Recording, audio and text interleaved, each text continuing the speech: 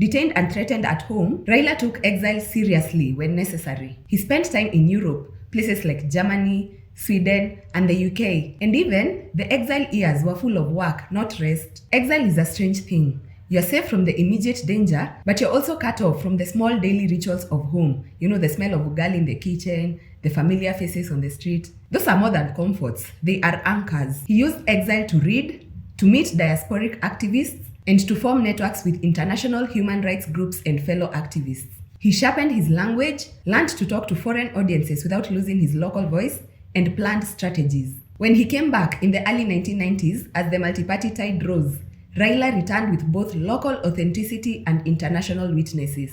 That combo was powerful.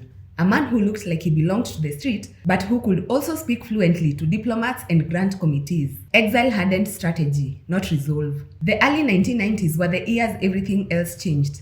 Multi-party politics came back, and Raila became central to the new opposition era. He entered parliament, built a loyal base, and became known for fiery speeches and resilient organizing. He served in government roles later under the NARC coalition after 2002, including energy and public works. This gave him executive experience. That contrast matters. He'd done the street orchestration, and now he was learning the machinery of government. Raila is famous for persistence. He ran multiple times for presidency, and each time he deepened his base. 2007 was the watershed. He ran against Mwai Kibaki, and the election was disputed. The outcome sparked months of violence across the country.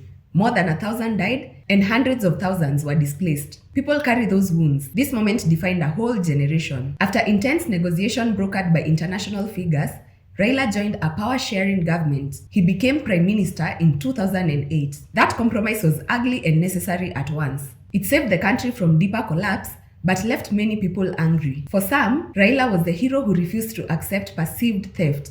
For others, he was the cause of the chaos. History will argue the nuances for decades. For the moment, the immediate achievement was the end of mass bloodshed and the path to rewriting the constitution. Serving as a prime minister is an odd job. It's powerful, yet constrained. Raila used the role to drive reforms and to push for a new constitution. The 2010 constitution, which is now a landmark in Kenya's legal history, it introduced devolution, a Bill of Rights, and mechanisms to check presidential power. It was a long road to get there, and it required compromises across the political spectrum. Raila's fingerprints are on that story. He was a negotiator, a pressure point, and the public face for change.